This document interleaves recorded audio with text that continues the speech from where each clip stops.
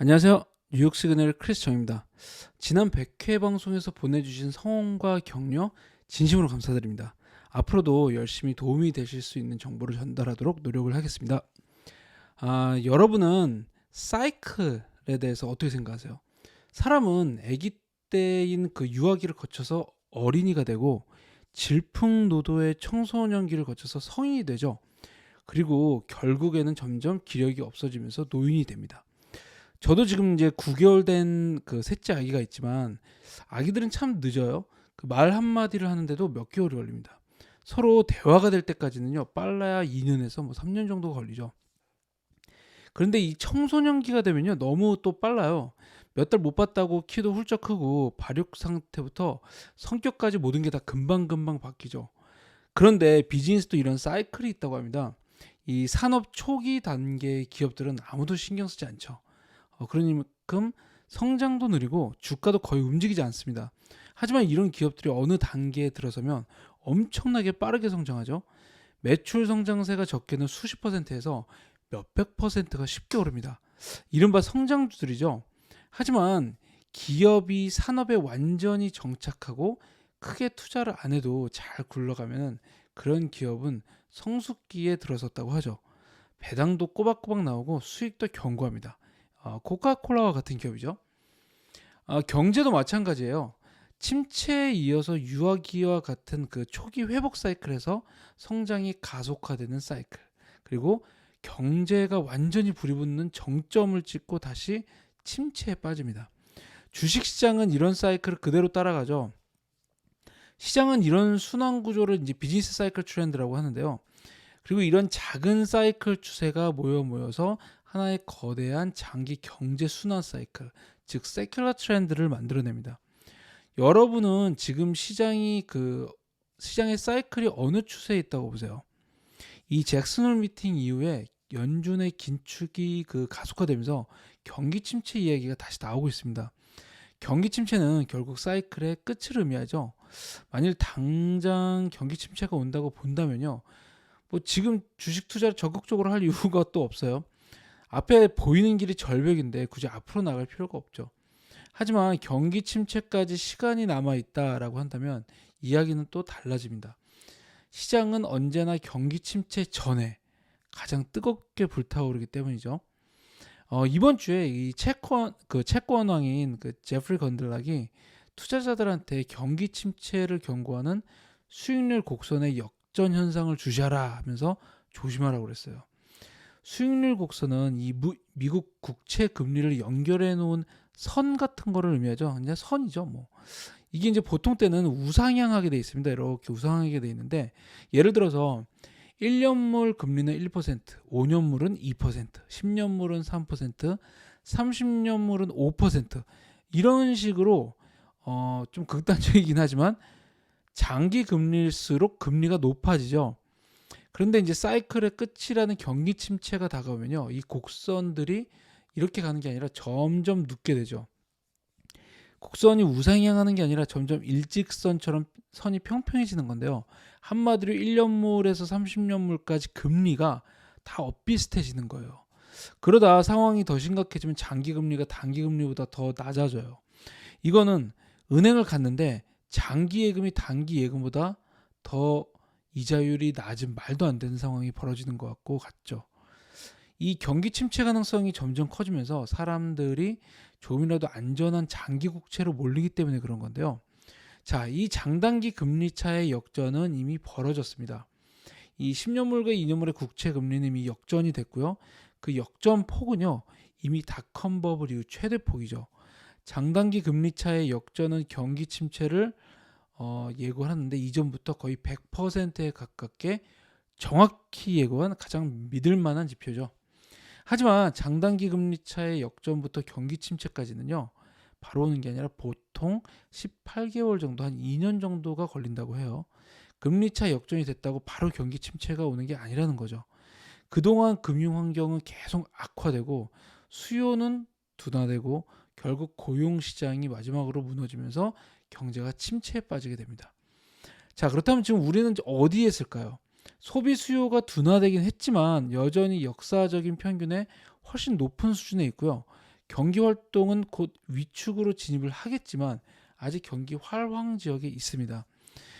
경제의 마지막 방어선이라고 할 수 있는 고용은요, 그 어느 때보다도 강하죠. 구직자 1인당 지금 일자리가 2개나 있을 정도예요. 이 의미는 심각한 수준의 경기 침체까지 아직 시간이 남아있다는 것을 보여주죠. 그렇다면 이제 시간은 투자자의 편입니다. 이제 조정장을 기회로 삼아서 경기 후반의 붐 사이클을 봐야 되죠. 일반적으로 경기 후반 사이클의 수혜를 받는 섹터는요, 에너지와 원자재 그리고 금융 같은 것들이에요. 경제가 가열되면서 인플레이션이 오르고 금리가 오르는 시기에 수혜를 받을 수 있는 종목들이죠. 골드만삭스는요, 이번 주에 경기 후반 사이클에 대비하라고 하면서 이번 조정장에서 진입해야 될 섹터로 상품 그리고 에너지를 꼽았어요.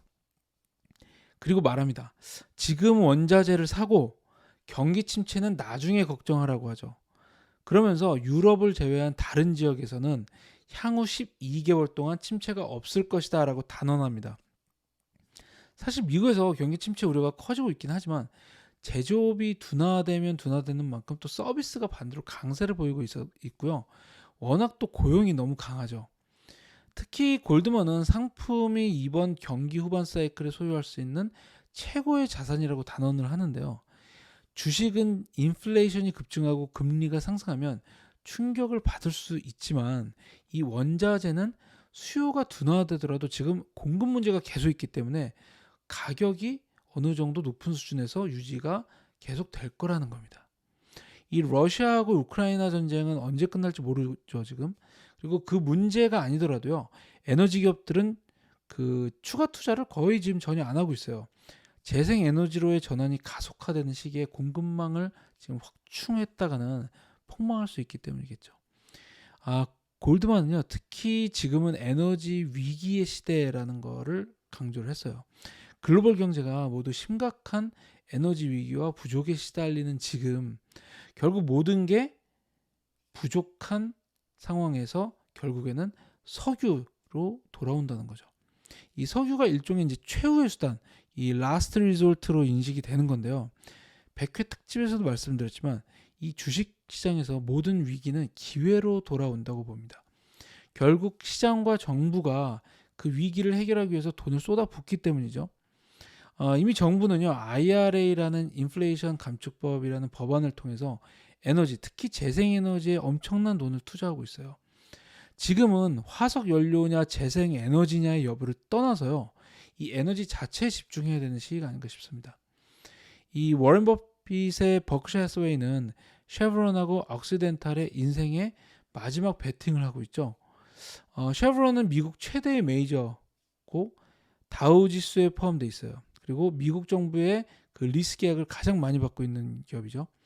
억시덴탈은 다른 반면 또 이제 퍼미안 분지 최대 생산업체로 이른바 미국 셰일 업계를 대표하는 기업입니다.